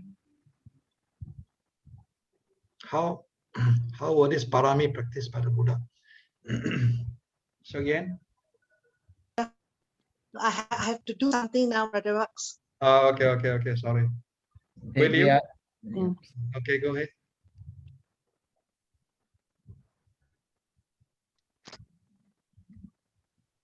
Will you? How were these paramis practiced by the Bodhisattva? Okay, can you hear me because my internet connection is unstable? Can. Number 1 is through many lifetimes. Yeah, correct. And number 2, through his experiences. Sometimes these paramis are so, for us, it's so mind-boggling that, for an ordinary person, it surely cannot be done. Like having your sawed off and your head being smashed up, and still you can live the day and say, okay, I'm trying to practice patience. It's through sheer willpower, and his determination is so strong that he could achieve these paramis in the end. So it's through his experience and his determination to really achieve his aspiration when he was Sugato. Thank you, Sister Liu. That's perfect answer. Brother Stephen, you want to add on? Just now you wanted to say something. No, that's fine. That's good. Yeah, that's good. Beautiful, Liu. You answered.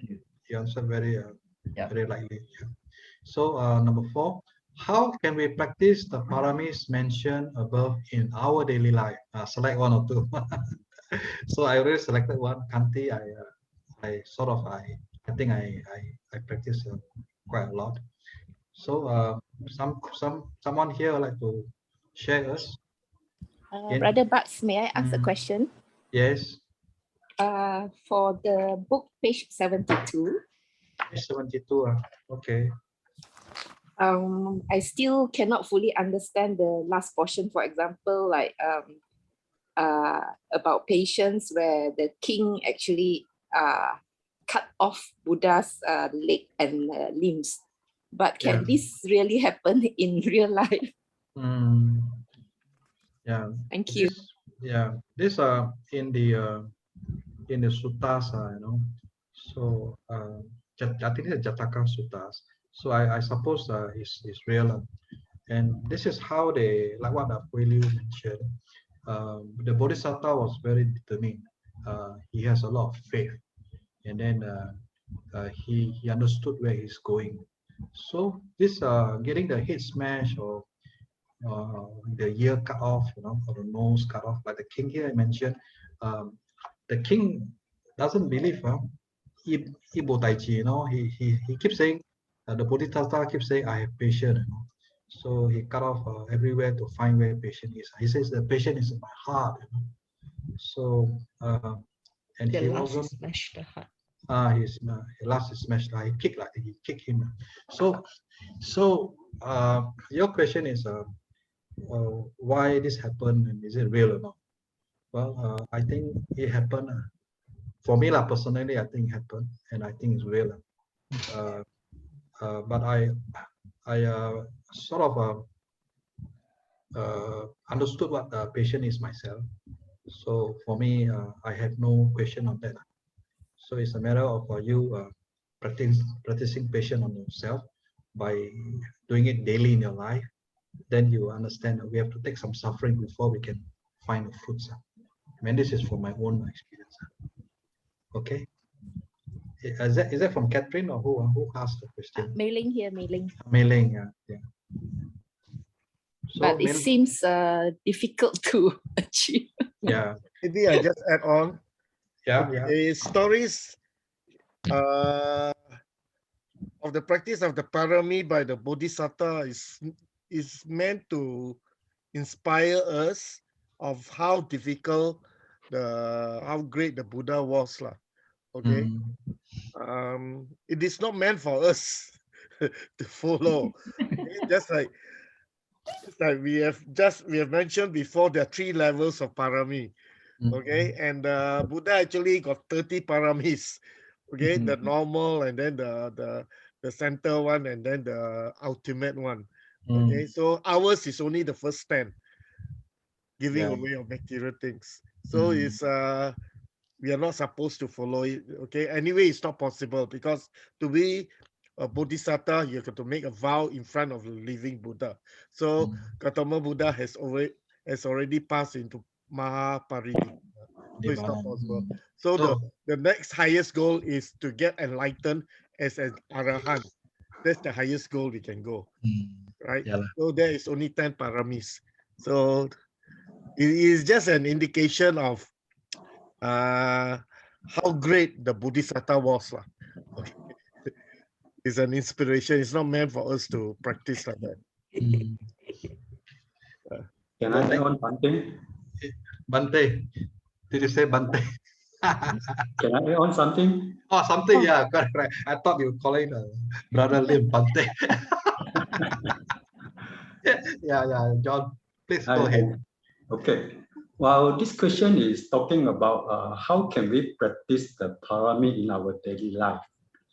So I think, first of all, I think everybody home has a problem of the ants and cockroaches and all that. Now some small insects or mosquito.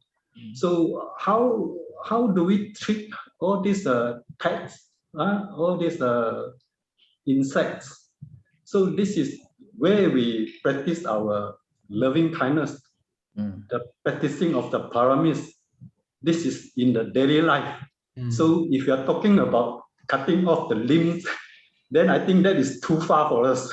Yes. So I think for lay people like us, these are the things that we have to put it in practice in our daily life. So from here, gradually, then only we can talk about bearing the suffering of sacrificing the body parts and life. That is far beyond our ordinary people can do. So my understanding of this question is in our daily life. So how do we practice to perfect the paramis? So how can we apply that into our daily life? So that is my little sharing. Thank you, John. Yeah. Thank you, John. Yeah. That can I say something, brother? Yeah, of course. That's very good. What John said is good about making sure that we don't kill insects and kill all the bugs and so on. Kill the ants. And so on. That's good. In my case, I have tried to do our bit in our daily life. Well, I have been donating blood to the blood bank in New Zealand. I mean, I've done about 30 odd times. So that to me, it's my parami of dana. Although those giving things is the easy things to do, isn't it really? The other thing that we do, May and I do, is to donate to the food bank once a week. And after the Abhidhamma course, before the Abhidhamma course, we used to just donate and just go in and come out. But this time we do it with a bit more knowledge, enjoy the moment that we're giving. So that was good. Sadhu. So when we got a chance, especially old people like us, we got this life to do as much as we can before we leave. So I think we need to be aware of all these things and the fact that the stories we hear, whatever we can do, we need to do. And I think that's important. Thank you. Well done. So anyone want to? Brother Bucks, may I ask another question? Yes. Okay, page 64. There are 5 kinds of great renunciation. So one of them is actually giving away parts of one's body, such as hand, legs, eyes, and so on. Does this cover when we actually want to pledge our body when we pass away? This is a very good question. Brother Lim, what is your take on this? Yeah, like the Suchi, they have this program of mentor where after passing away, you donate the body towards medical science. Yeah. Actually, my question is whether this covers under the Great Renunciation. 10 parami is part of the 5 kinds of great, whether this actually covers. Actually, for my understanding, this kind of donation should be we should do it during our life. So when we still alive, we give away our body part, not after our not after we pass away. This is what my understanding. Yeah, I agree with Sister Veronica also, because it's always with the connected with the working of the mind. So when you're alive, your mind, your intention to have that, the willingness to give up the life for the sake of others. But when you pass away, there's no mind already. So there's nothing of the karmic intention is not there. Could I ask a question about this then? Yeah. So in New Zealand, you can actually have written in your driver's license that you are a donor. So in case of anything that organ donor, so in case anything happens to you, you're entitled to donate. They're entitled to take the organs that are of use for them. So isn't that something that you decide to do when you are still conscious, when you're still alive and kicking, and actually know that you're consciously writing this into a will, sort of, that you are donating your organs if it's appropriate to be donated on the occasion of your death? Yeah, actually, like the late Bante Punaji, he actually also donated his body to hospital after he passed away. Yeah. So I thought whether this is actually your intention before you pass away.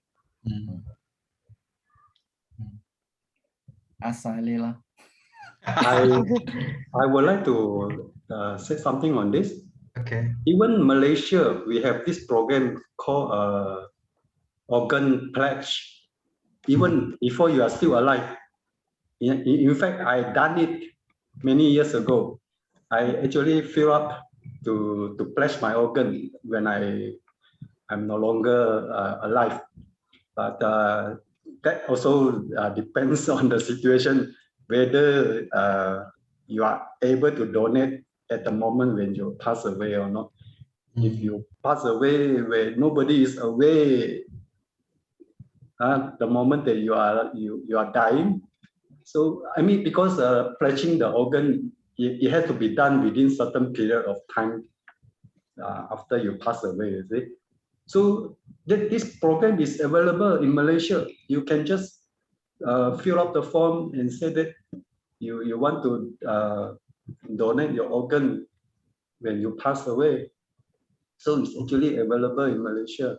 Yes, thank yes, you. it's available a long time already. Yeah. But So we also must let our next of kin, our family know that we have done this. Otherwise, they won't act on it. Exactly. Yes, it's true. But pledging organ after pass away and giving while you're still alive, I think that is two different very things. far, very far away. The attachment to the body, I think for normal people like us to give away organ while we are still alive, I think it's not ordinary people can do lah. But when you die already, pledging the organ, you got no feeling already. It's nothing to do. Okay, Chiu Hong has no more attachment already, right? Because you are no longer alive. So I think what the sister question is, are they the same or not? To me, I think it's completely different. No, her question is not that. Her question is whether it's pledging the organs. Yeah, that's why I say it's completely different. It's not. Okay, I think I have to call the sister. That is my explanation. Yeah, thank you, John. Sister Chiu Hong, you raise your hand. You say about the donation of organ while alive.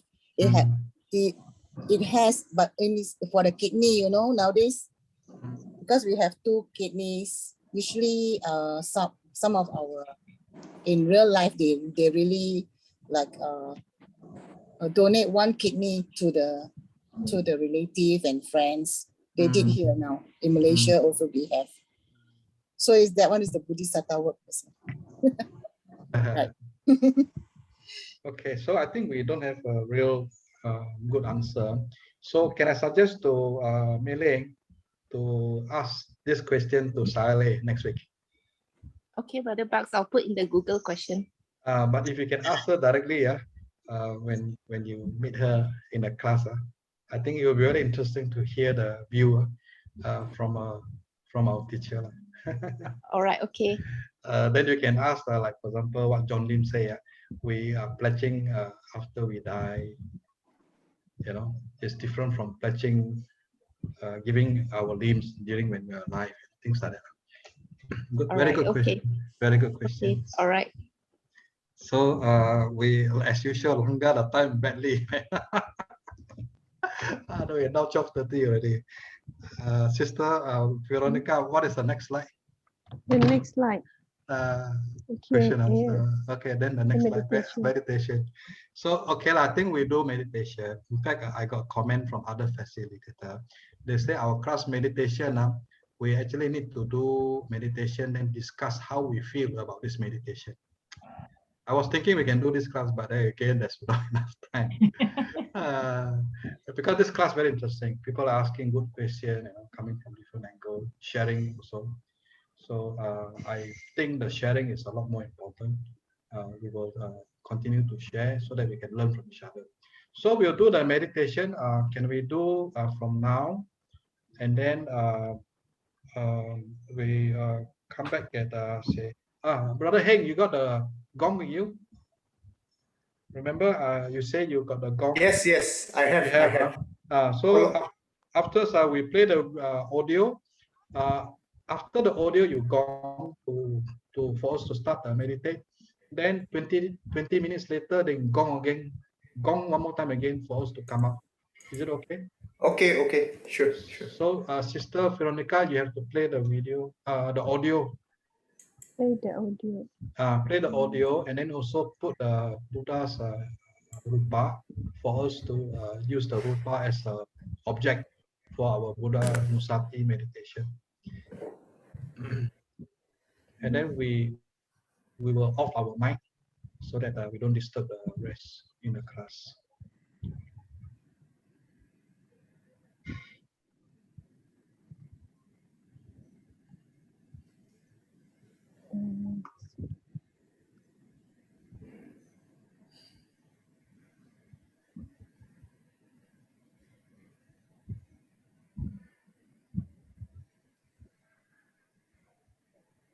Can you hear? No, cannot hear. Can you all hear? No, we cannot hear. Cannot hear. Cannot. You play the audio in the background. Can you go to your audio file and play in the background? Play in the background. Let me check.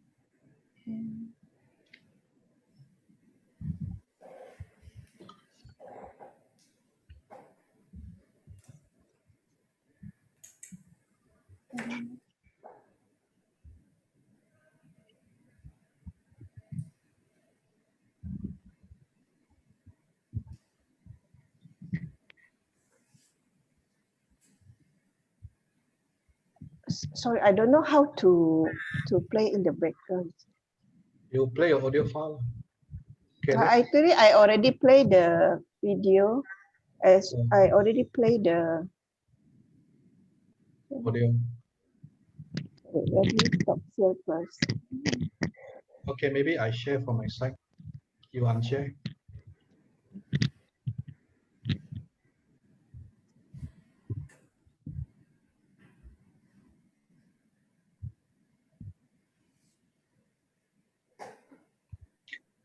Can hear? Everyone can hear? This one, can you hear? No. Cannot. Oh, okay. Cannot hear. I also play. You guys cannot hear? No. Cannot. Okay, then we just do the Buna Nusati by ourselves. Okay. Brother Heng, you put the picture of the I mean Veronica, you put a picture of the Buna picture. Bupa. Yeah, Okay. just the picture. And then Brother Heng, you can gong and then take us through for 20 minutes and gong again. And Okay. we do by ourselves. Okay. Put the picture first.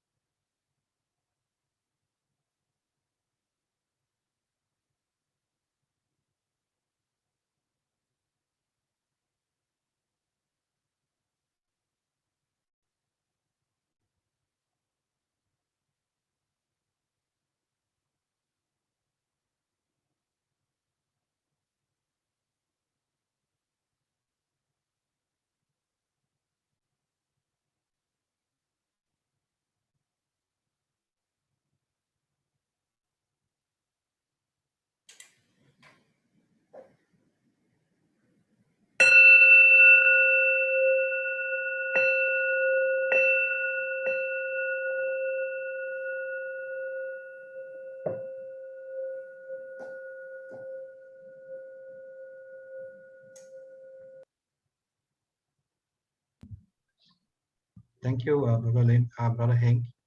So, Sister Veronica, you unshare skip. You unshare first. So I don't think we have time to go into discussion. So before we do the transfer of merit, I have a few things to say.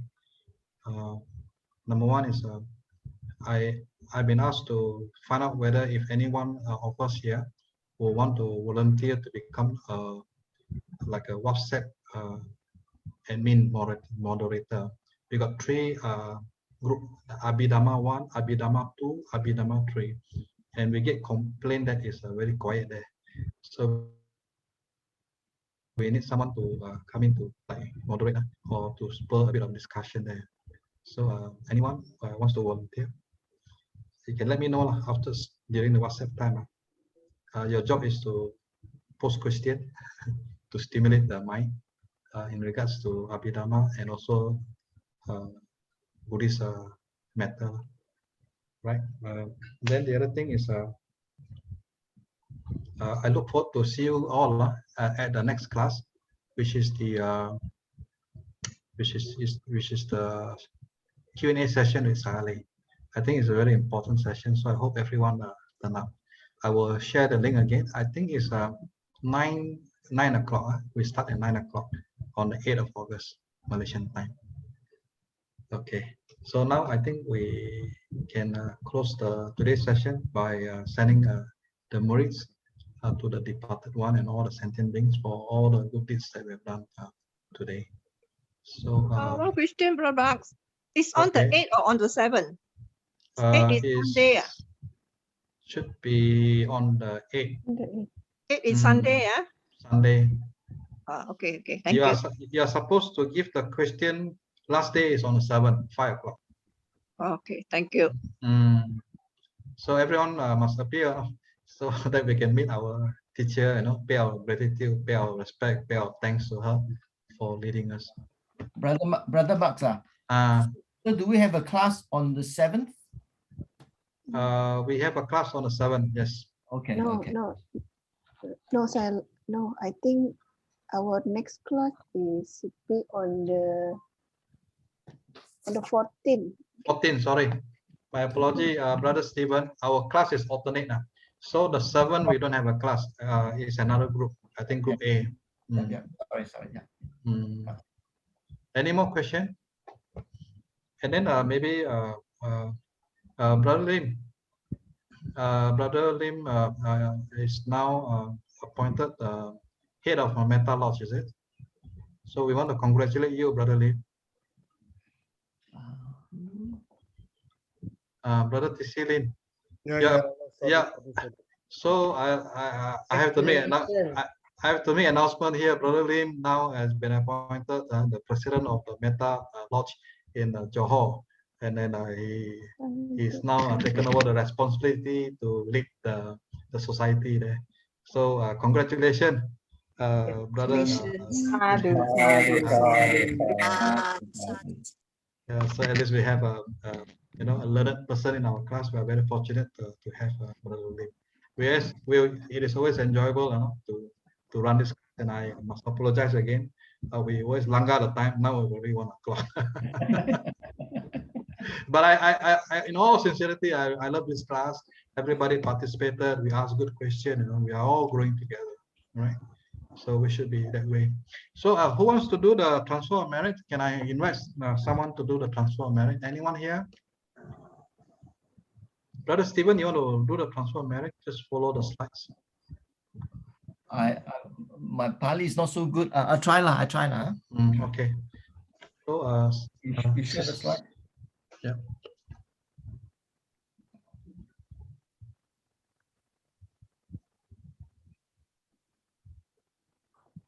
Okay. Idamme punnam asavakai kayavaham hotu. Idamme punnam nibanasa pacayo hotu. Mama punna bagam sabah satamam bajemi te sabe me samam punna bagam labantu Sadhu. Sadhu, sadhu, sadhu. So with that, I think we come to the end of the session, and I wish everybody happy, stay safe, be well, and I will see you again in the next class with meeting the Sale. Okay, all the best, everyone. Sadhu, sadhu, Sadhu, sadhu. Thank you, Brother Bucks. Thank you, Sister Veronica. Thank you. Thank you, Brother Bucks. Thank you. Bye. Bye-bye. Thank you, Sister Veronica. Thank you, Brother Bucks. Yeah, Thanks bye-bye. everyone. Bye-bye. Sadhu, sadhu.